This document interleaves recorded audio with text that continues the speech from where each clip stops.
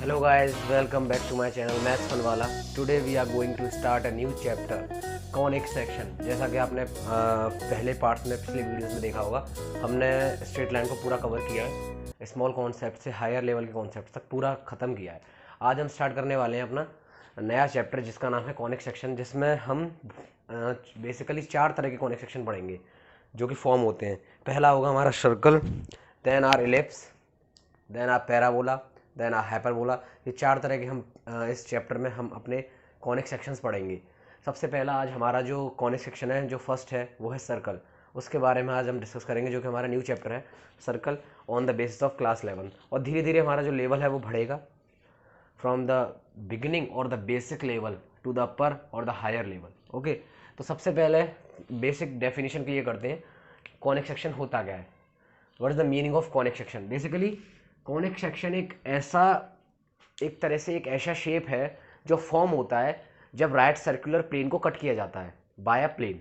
मतलब basically when the right circular plane when the right circular cone is cutted by a plane, then the different type of structure or the shapes are formed in 3D are known as, or in 2D are known as, we can say that termed as conic section। तो देखो, जो right circular cone होता है वो होता है ऐसा, ये होता है आपका राइट सर्कुलर कॉन। तो सबसे पहले बेसिक डेफिनेशन क्लियर करते हैं, कॉनिक सेक्शन होता क्या है, कॉनिक सेक्शन का मीनिंग क्या है। तो कॉनिक सेक्शन का मीनिंग मैं आपको क्लियर करता हूँ कि कॉनिक सेक्शन का मतलब क्या है। तो देखो, राइट सर्कुलर कोन ये होता है, this is the right circular cone, ये इस तरह का दिखता है, ठीक है। जब इसे कट किया जाता है एक प्लेन के द्वारा, when it is cutted by a plane, चाहे वो किसी भी एंगल पे कट किया जाए, अलग अलग डिफरेंट एंगल पे उसको कट किया जाता है। ये इसकी एक एक्सेस होती है, एक लाइन होती है इसकी, इसे ये बिल्कुल सेंटर से पास होती है, इसका कोई नाम नहीं है, लेकिन इस पूरे शेप को या इस पूरे स्ट्रक्चर को हम राइट सर्कुलर कॉन कहते हैं। अब देखो होता क्या है, जब ये इसे कट करती है, जब ये लाइन इसे जब एक प्लेन इसे इंटरसेक्ट करता है, तो वो प्लेन ऐसा होता है, एक प्लेन आएगा,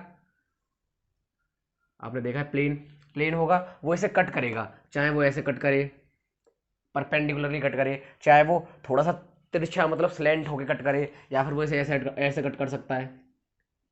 ये हमारा राइट सर्कुलर कोन है और प्लेन इसे ऐसे कट कर सकता है इस एंगल पे, मतलब इस एंगल पे कट कर सकता है 90 डिग्री पे, मतलब परपेंडिकुलरली कट कर सकता है, और 90 डिग्री से कम पे कट कर सकता है, 90 डिग्री से ज़्यादा पे कट कर सकता है। तो डिफरेंट स्ट्रक्चर्स और शेप्स बनते हैं जब एक राइट सर्कुलर कॉन को काटा जाता है एक प्लेन के द्वारा, ठीक है।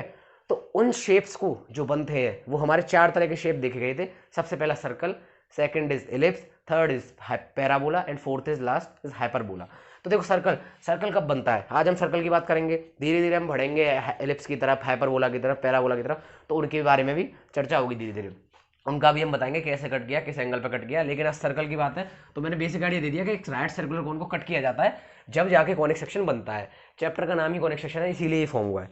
तो मतलब राइट सर्कुलर कोन को इंटरसेक्ट किया जाता है। देखो, जब एक प्लेन एक राइट सर्कुलर कोन को इंटरसेक्ट करता है परपेंडिकुलरली, सीधा सीधा राइट एंगल पर काटता है, तो एक स्ट्रक्चर फॉर्म होता है जिसे हम टॉप से देखते हैं, वो होता है सर्कल। जब वो 90 डिग्री पर काटता है तो सर्कल बनता है। कैसे बनता है, देखो, जब वो प्लेन है और ये एक शेप होता है, बेसिकली एक 3D शेप है, ये आपको ऐसा यहाँ ही 2D दिख रहा है, लेकिन ये एक, जैसे आपने देखा होगा वो वाला टाइम जो होता है, पहले टाइम पे जो टाइम मेजर के लिए यूज़ करते थे, उसमें रेत भरी रहती थी, स्ट्रक्चर होता था, तो रेत नीचे नीचे गिरती थी धीरे धीरे, उस शेप का है ये, इसीलिए इसे राइट सर्कुलर कोन कहते हैं। तो वो राउंड शेप में, ये जो ऊपर वाला पोर्शन है इसका देखो ऐसे है, जो ऊपर वाला पोर्शन है ये इसका ऐसे है। अब देखो, कोई प्लेन इसे परपेंडिकुलरली काटेगा, कोई प्लेन इस वाले पोर्शन को परपेंडिकुलरली काटेगा, इस वाले को अपर फेस कहते हैं और नीचे वाले को लोअर फेस कहते हैं।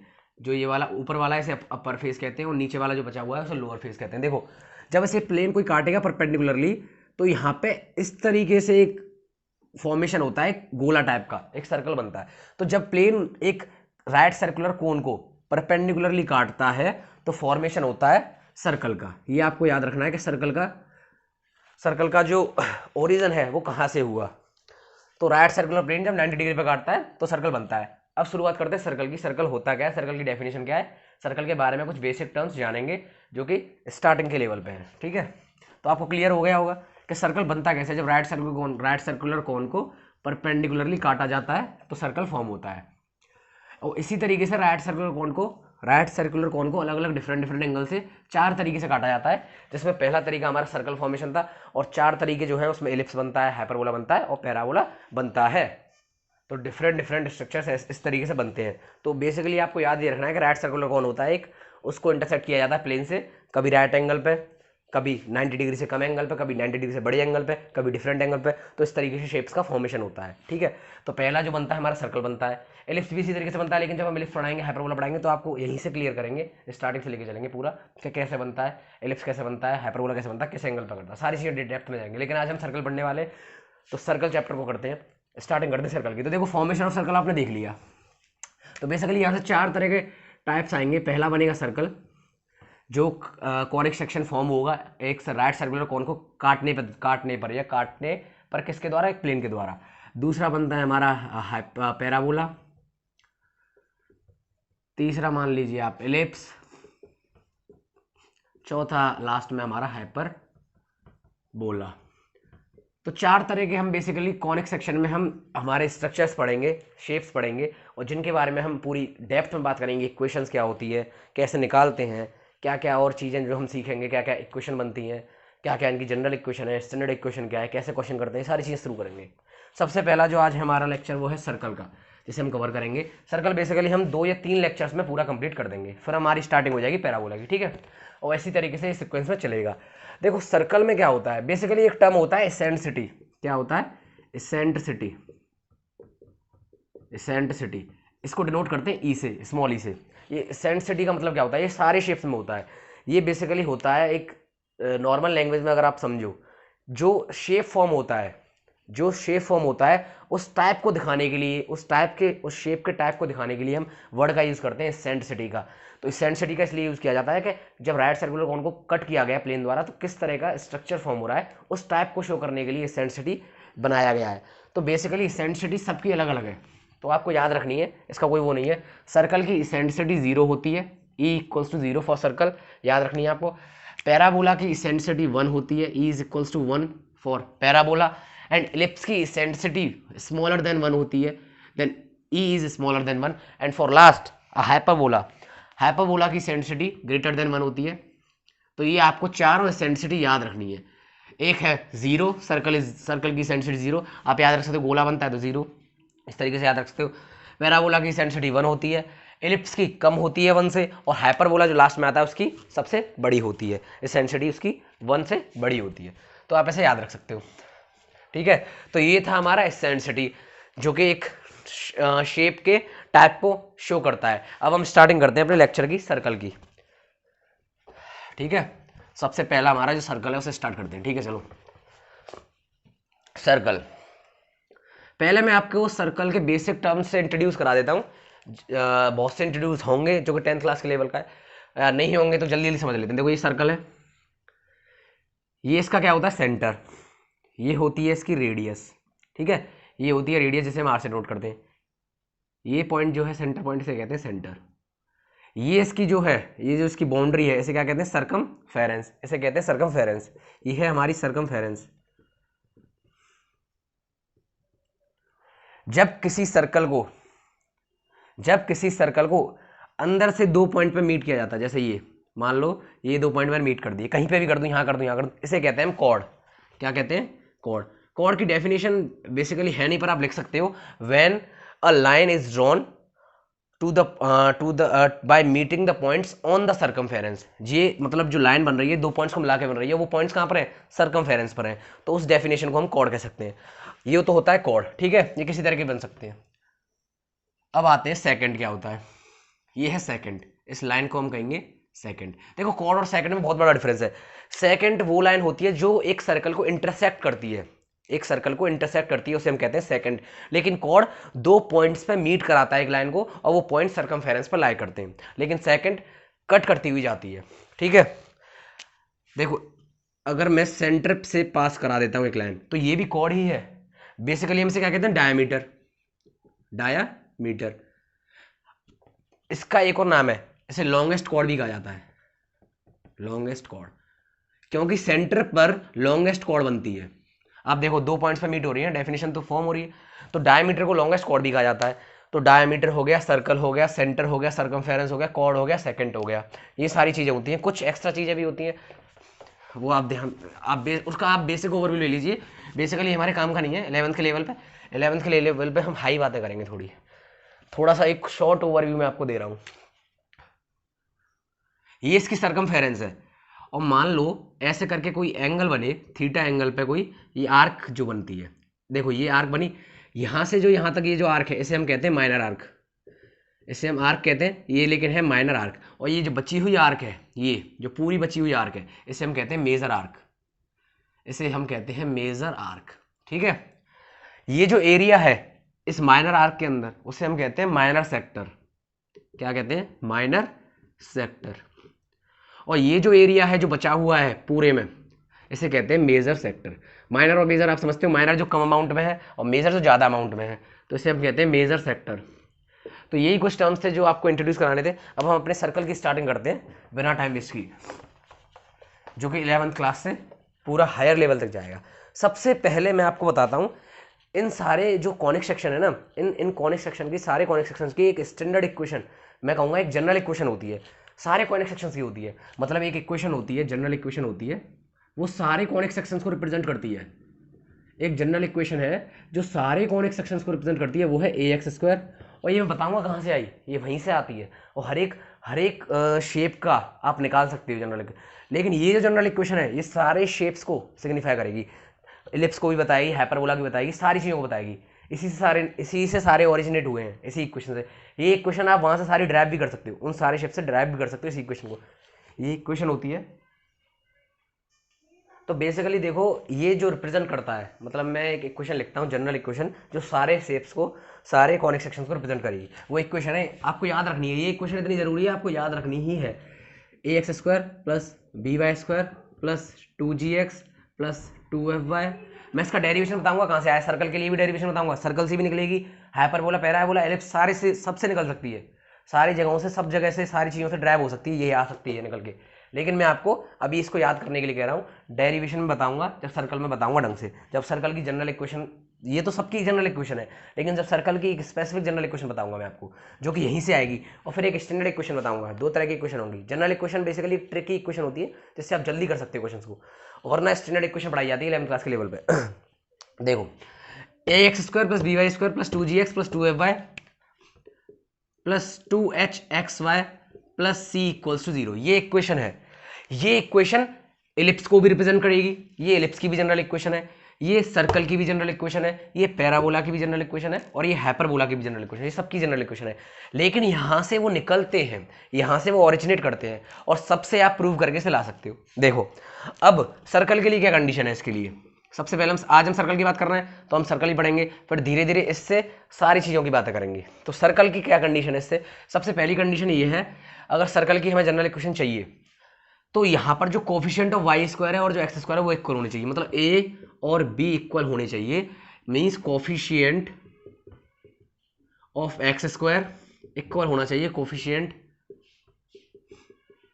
ऑफ y² के। अगर कोफिशिएंट ऑफ x² और कोफिशिएंट ऑफ y² मतलब a और b इक्वल है, ये a और ये b अगर इक्वल है, इसका मतलब ये सर्कल को सिग्निफाई रिप्रेजेंट करेगी। पहली कंडीशन ये है। दूसरी कंडीशन ये है कि जो h है, ये जो h है 2hxy में जो ये h है ये 0 हुआ। ये दोनों कंडीशन बहुत ज़रूरी है सर्कल शो कराने के लिए, सर्कल को रिप्रेजेंट कराने के लिए। जब ही सर्कल होगा जब ये कंडीशन होंगी, वरना नहीं होंगी। h equal 0 means coefficient of x and y, coefficient of xy, coefficient of xy is 0। अगर आपका coefficient of xy means h 0 है, मीन्स, और या फिर कोफिशिएंट ऑफ x² और y², ये दोनों condition should be followed. a और b इक्वल है, h 0 इक्वल है, means coefficient of x² y² equal है, और कोफिशिएंट ऑफ xy 0 के इक्वल है, मीन्स h 0 या a और b इक्वल है। इतना शॉर्ट में याद रख सकते हो। तो वो क्या रिप्रेजेंट करेंगे, ये दोनों कंडीशन अगर फॉलो होती है तो वो क्या रिप्रेजेंट करेगा, वो रिप्रेजेंट करेगा सर्कल को। तो सर्कल है, तो सर्कल है। अब जैसे इस पर क्वेश्चन कराता हूँ, क्वेश्चन कैसे बनता है, आपको एक क्वेश्चन याद रखनी है। अब देखो क्वेश्चन कैसे बनते हैं इस पर, मैं आपको एक क्वेश्चन देता हूं। देखो इस तरह के क्वेश्चन बनते हैं इस पर। क्वेश्चन है कि the given curve the given curves equation 2x² + 2y² + 14x + 10y - 26 = 0 representing the circle parabola ellipse किसको रिप्रेजेंट करती है? तो हम कैसे पता लगाएंगे? अभी तो हमने सर्कल पढ़ा है, तो बेसिकली कैसे पता लगाएंगे? देखो ये जो क्वेश्चन है मैंने आपको क्या बताया था जब कंडीशन बताई थी कि इस तरह की आपको इक्वेशन होगी, ये इक्वेशन सबको रिप्रेजेंट करती है, ये पैराबोला को भी रिप्रेजेंट करेगी, ये एलिप्स को भी रिप्रेजेंट करेगी। जो स्टैंडर्ड इक्वेशन मैंने आपको, जो जनरल इक्वेशन मैंने आपको बताई थी, ax² + by² + 2gx + 2fy + 2hxy + c = 0, ये सबको रिप्रेजेंट करती है। लेकिन इसके लिए ये रिप्रेजेंट सबको कर रही है, लेकिन इनके होने के लिए इसके लिए अलग अलग कंडीशन है। मतलब जैसे सर्कल को होने के लिए इसकी कंडीशंस थी अलग अलग, ऐसी इलिप्स होने के लिए, पैराबोला होने के लिए इस इक्वेशन की अलग अलग कंडीशंस हैं। जब जाके वो नाम दिया जाएगा, जब जाके वो फॉलो होंगी। जैसे सर्कल के लिए कंडीशन क्या बताई थी कि कोफिशिएंट ऑफ x² और y² इक्वल होनी चाहिए, मतलब a और b इक्वल होने चाहिए। पहली कंडीशन ये थी। दूसरी कंडीशन ये थी कि h की वैल्यू 0 होनी चाहिए, मतलब ये कोफिशिएंट ऑफ x y ये होना ही नहीं चाहिए। जब h की वैल्यू 0 हो जाएगी तो ये मिट जाएगा ना पूरा, ये होगा ही नहीं। अगर ये कंडीशन फॉलो करे ये जनरल इक्वेशन तो सर्कल होगा। अब इसके ये सर्कल के लिए कंडीशन थी। जब हम धीरे धीरे एलिप्स पढ़ेंगे, हाइपरबोला पढ़ेंगे, तो उनके लिए अलग अलग कंडीशन होंगी, जब आप पहचानोगे। देखो इसमें क्वेश्चन पूछा है, ये एक क्वेश्चन दे दी है, इसी तरह की दिख रही है, ax² + by² + 2gx + 2fy दिख रहा है, लेकिन 2hxy गायब कर दिया है, लेकिन कांस्टेंट दिख रहा है। अब देखो ये सर्कल को रिप्रेजेंट कर रही है कि नहीं? इसका आंसर सर्कल है। सर्कल कैसे है? आप देखो, मैंने सबसे पहली कंडीशन बताई थी कि x² और y² का कोफिशिएंट क्या होना चाहिए? इक्वल होना चाहिए। पहली कंडीशन ये थी, मतलब a और b इक्वल होना चाहिए। देखो है क्या नहीं? x² और y² का कोफिशिएंट इक्वल है क्या नहीं? 2 और 2 इक्वल है, पहली कंडीशन फॉलो हो गई। अब मैंने कहा था कि h 0 होना चाहिए। जब h 0 हो जाएगा तो ये पूरा ही 0 नहीं हो जाएगा, मतलब कोफिशिएंट ऑफ x y अगर h 0 हो जाएगा तो ये पूरा गायब हो जाएगा। देखो यहाँ पे दिख रहा है आपको ax² दिख रहा है + by² दिख रहा है, 2gx दिख रहा है, 2fy दिख रहा है, c दिख रहा है, लेकिन 2hxy कहीं नहीं दिख रहा। इसका मतलब ये कंडीशन भी फॉलो हो गई, h भी 0 हो गया और a b के इक्वल हो गया। तो इस तरह के क्वेश्चन बनते हैं, तो आपने पहचान लिया कि सर्कल है। ऐसे सबके लिए अलग अलग कंडीशन है, लेकिन रिप्रेजेंट सारी इक्वेशंस को करती है। ये एक तरह से सबकी मम्मी है, ये सारी इक्वेशंस की मम्मी है, तो ये रिप्रेजेंट करती है। ठीक है, तो आपने पहचान लिया a = b था, h = 0, तो आपने कह दिया कि सर्कल है। इस तरह के क्वेश्चन में पूछे जाते हैं। अब हम बात करते हैं, इससे ऑरिजिनेट होती है एक इक्वेशन, इसकी इससे एक नई इक्वेशन जन्म लेती है, वो खाली सर्कल के लिए वैलिड होती है। तो अब देखो हमने कंडीशन पढ़ ली, तो अब इस इक्वेशन को याद कर रखेंगे हम। इस इक्वेशन को तो याद रखेंगे उन चीज़ों के लिए कि पहचानना है, मतलब इस इक्वेशन को हम याद उसके लिए रखेंगे कि हम पहचान सकें सर्कल है, हाइपरबोला, एलिप्स है, कंडीशंस के अकॉर्डिंग, तो इसलिए याद रखेंगे कि हम पहचान पाए। लेकिन जनरल इक्वेशन तो हम सर्कल की याद रखेंगे। देखो अब इसकी जनरल इक्वेशन आएगी सर्कल की। जनरल इक्वेशन किसकी? सिर्फ सर्कल की, सिर्फ सर्कल को रिप्रेजेंट करिए ऑफ सर्कल। देखो जनरल इक्वेशन सर्कल की क्या होती है, आप खुद देखो। मैंने आपको एक जो इक्वेशन बताई थी वो क्या थी? ax² + by² + 2gx + 2fy + 2hxy + c = ये इक्वेशन मैंने ये सबको रिप्रेजेंट करती है, मैंने ये बताया था। अब देखो जो यहाँ से जनरल इक्वेशन फॉर सर्कल बनेगी सिर्फ स्पेशली, वो क्या बनेगी? देखो मैंने कंडीशन क्या बताई थी कि a और b इक्वल हो जाए, मीन्स कोफिशिएंट ऑफ a और b जो है इक्वल हो जाए। अगर मैं देखो a और b को 1 कर दूं, a = b = 1 कर दूं, तो भी इक्वल हो जाएंगे। 1 सबसे अच्छा आइडिया है, मतलब कॉन्स्टेंट लेना। तो a और b को 1 ले लेता हूँ, तो x² + y²। अब भी तो कोफिशिएंट ऑफ x और y, ये स्टैंडर्ड इक्वेशन लिख रहा हूँ मैं, बिल्कुल जनरल इक्वेशन लिख रहा हूँ सर्कल की। अब भी तो कोफिशिएंट ऑफ x² और y² इक्वल है, ठीक है। 2gx को ऐसे रहने देता हूँ क्योंकि इसमें कुछ चेंज करना नहीं, 2fy को ऐसे रहने देता हूँ क्योंकि इसमें कुछ चेंज करना नहीं, h को 0 करना है तो ये पूरा ही 0 हो गया, + c = 0, सिर्फ ये बचा। तो ये बताओ ये जनरल इक्वेशन सर्कल की है कि नहीं?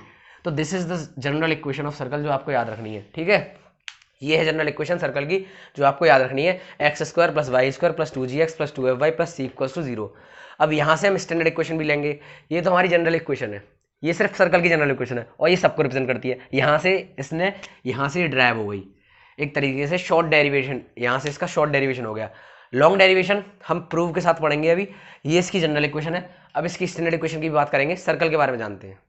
तो देखो ये थी आपकी general equation, x² + y² + 2gx + 2f, ये सर्कल की जनरल इक्वेशन है, ये आपको याद रखनी है, ये आपको हेल्प करेगी। अब हम बात करते हैं स्टैंडर्ड इक्वेशन, जो स्टैंडर्ड इक्वेशन होती है सर्कल की, जो हम निकालेंगे। जैसे बेसिकली आप सर्कल जानते हो, सर्कल मीन्स क्या है? सर्कल की डेफिनेशन बताते हैं आपको। सबसे पहले सर्कल का मीनिंग क्लियर करते हैं, वो तो हमने इक्वेशन से स्टार्टिंग कर दी थी। देखो ये एक लाइन है, क्या एक लाइन है, ये एक लाइन का पॉइंट है h, k, मान लो ये p पॉइंट है और ये q पॉइंट है, जो कि वेरिएबल पॉइंट है x, y। ठीक है, ये एक वेरिएबल पॉइंट है x, y। ये पॉइंट p जो है ये हमारा फिक्स है। अगर इसको फिक्स करके इसे रोटेट कर दूं मैं, अगर मैं इसे ऐसे घुमा दूं, तो देखो सर्कल बन जाएगा कि नहीं, बन जाएगा, बिल्कुल बन जाएगा, ठीक है, सर्कल बन जाएगा। तो हमारा पी पॉइंट फिक्स्ड है। तो डेफिनेशन क्या है सर्कल की? सर्कल की डेफिनेशन है circle is the locus of all those points such that which are equidistant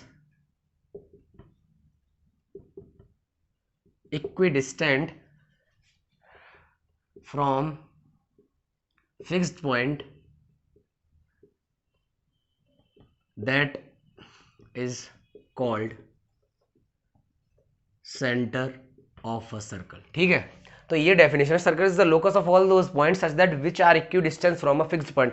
ये एक फिक्स्ड पॉइंट से इक्विडिस्टेंस पर रहेगा। ये जब रोटेट करेगा, चाहे यहाँ आ जाए चाहे यहाँ आ जाए, डिस्टेंस सेम रहेगी, डिस्टेंस जो है सेम रहेगी।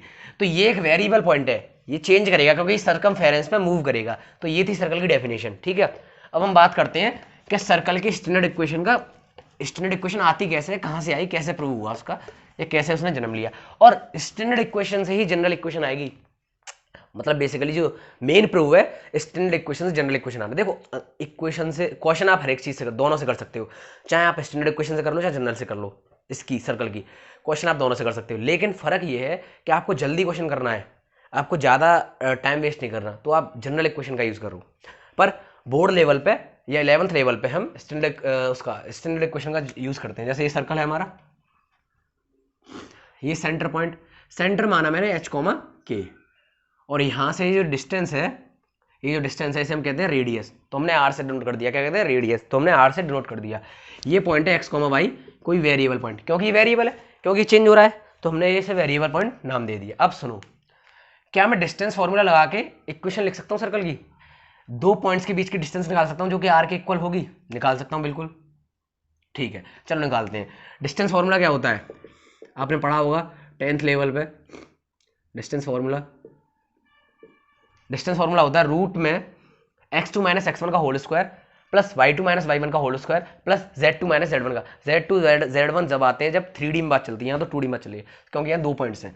तो मान लो ये हमारा जो हमारा x1 y1 है वो ये है, और जो हमारा x2 y2 है ये xy है।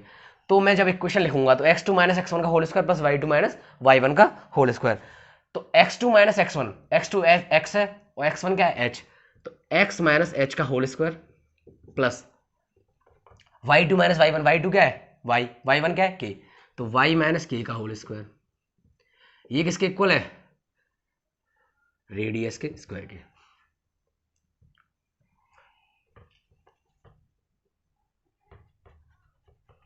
ये किसके इक्वल है, ये डिस्टेंस किसके इक्वल है बताओ, r के, जो कि रेडियस है इसकी, डिस्टेंस किसके इक्वल है। अब मैं दोनों तरफ स्क्वायर कर दूं, ऑन स्क्वायरिंग बोथ साइड्स, दोनों तरफ स्क्वायर करूंगा तो क्या हो जाएगा, देखो यहाँ से रूट जाएगा स्क्वायर आ जाएगा, x माइनस h का whole square plus y minus k का whole square equals to r square. This is the standard equation of circle. ये है सर्कल की स्टैंडर्ड इक्वेशन। यहाँ पर h, k, यहाँ पर h, k सेंटर है, सेंटर ऑफ द सर्कल, और यहाँ पर जो r है, r is the radius of circle, this is the radius. ये आपको याद रखना है। अब देखो यहीं से इसी स्टैंडर्ड इक्वेशन से, सर्कल की इस स्टैंडर्ड इक्वेशन से आपका जनरल इक्वेशन कैसे आएगी। ये देखो मैंने जनरल इक्वेशन इसीलिए पहले बताई थी कि आप पहचान पाओ, फिर बाद में दिक्कत होती। अब देखो इसी से जनरल इक्वेशन कैसे आएगी। डिस्टेंस बहुत आसान था, प्रूफ दो, स्टैंडर्ड इक्वेशन निकालना, डिस्टेंस फॉर्मूला लगाया और स्टैंडर्ड इक्वेशन आपके सामने। अब देखो जनरल इक्वेशन कैसे आएगी इसी से। जो हमारी स्टैंडर्ड इक्वेशन सर्कल की वो क्या है, वो है x माइनस h का whole square plus y minus k, ये तो याद रखनी ही रखनी है, k का whole square equals to r square. चलो थोड़ा सा सिंप्लीफाई कर दें, सॉल्व करते हैं। इसका स्क्वायर खोलते हैं, a माइनस b का whole square, a square plus b square minus 2ab, x square plus h square minus 2hx, sorry हाँ, a square plus b square minus 2, ये खुल गया। अब इसे खोलते हैं, y square plus k square minus 2ky equals to r square. देखो इस आर स्क्वायर को इधर ही ले लेते हैं, ठीक है, एक स्टेप बच जाएगा। आर स्क्वायर उधर है ना, इधर आ जाएगा तो minus r square equals to 0, ठीक है, ये हो गया इधर का। अब देखो जो आपका x square y square 2hx y square plus k square minus 2ky minus r square, यहाँ पे आप ये देखो कांस्टेंट क्या क्या है, आपको कांस्टेंट क्या दिख रहा है, आपका एक्स और वाई तो वेरिएबल है, ये तो कभी कांस्टेंट हो ही नहीं सकता। कांस्टेंट है सिर्फ आपका एच और के। क्या है सिर्फ आपका कांस्टेंट? एच और के। तो देखो ये वाला पोर्शन एक तरफ ले लेते हैं और एक्स स्क्वायर को वाई स्क्वायर के साथ ले लेते हैं, ठीक है। तो मैं क्या करता हूँ, एक्स स्क्वायर वाई स्क्वायर को इधर ले लेता हूँ प्लस वाई स्क्वायर, दोनों साथ में आ गए। अब जो ये एच स्क्वायर है और जो ये के स्क्वायर है, इन्हें इसके साथ ले लेता हूँ अलग।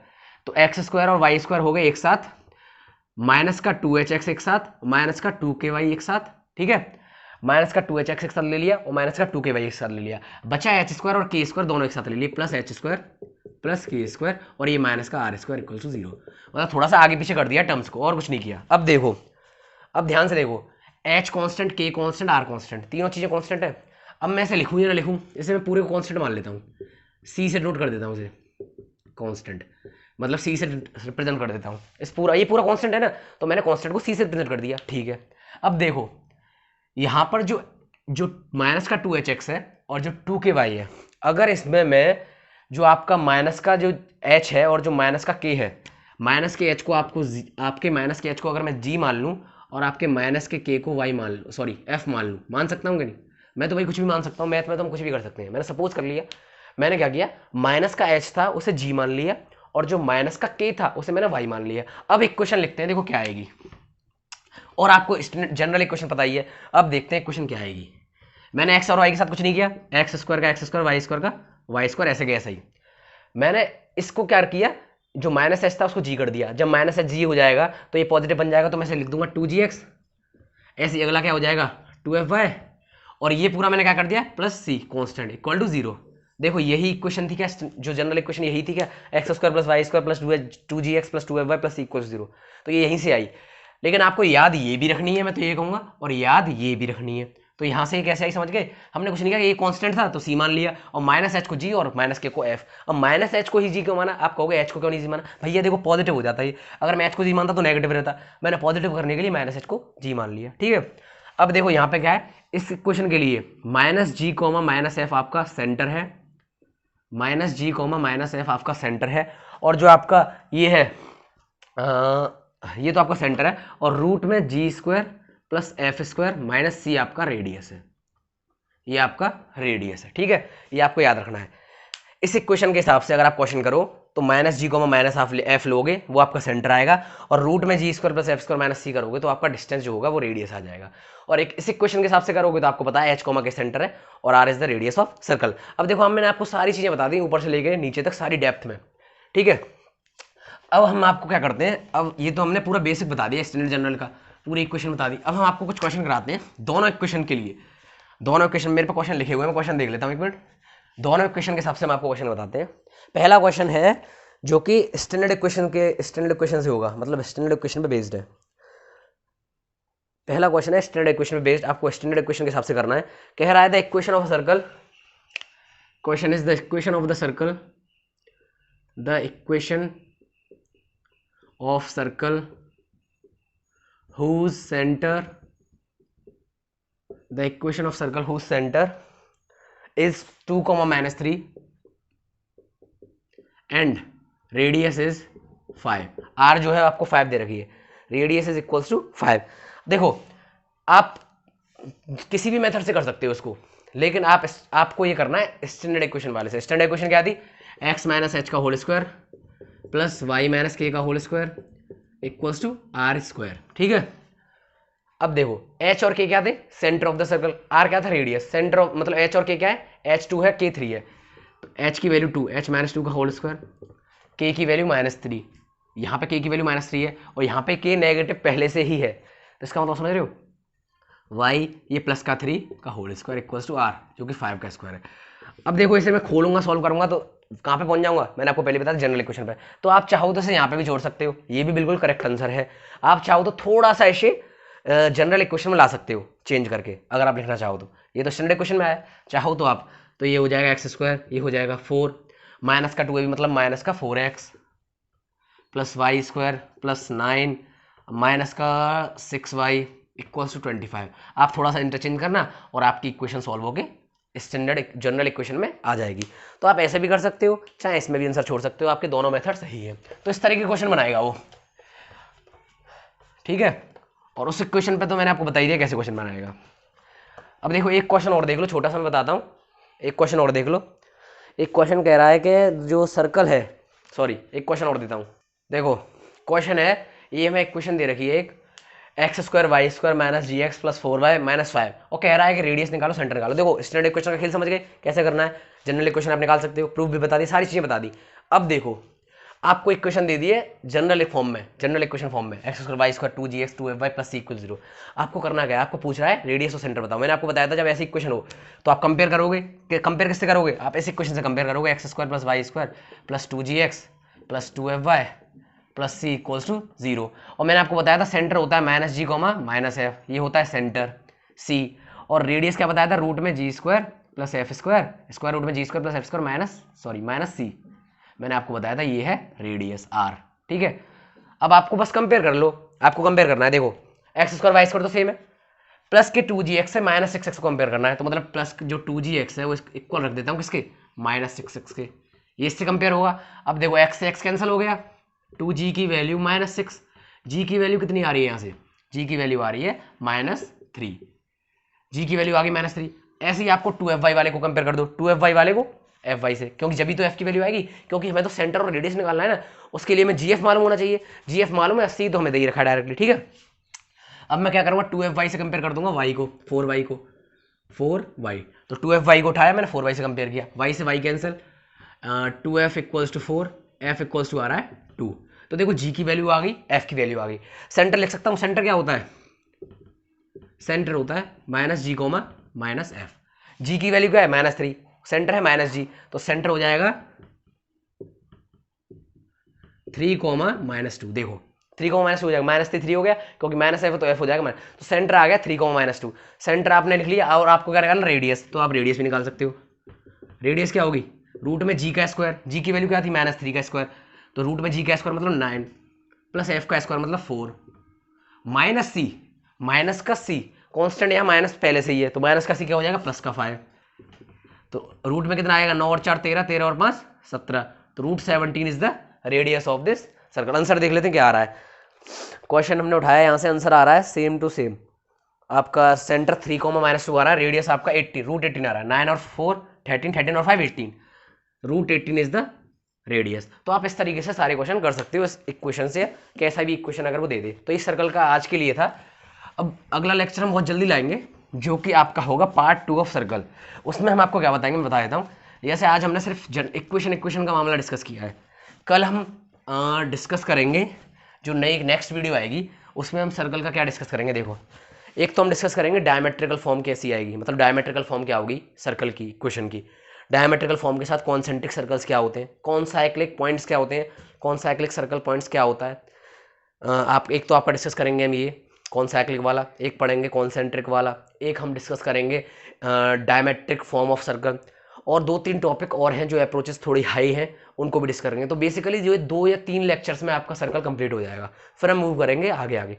तो ऐसे ही देखते रहो, सपोर्ट करते रहो, बाय बाय, और next video will be coming soon.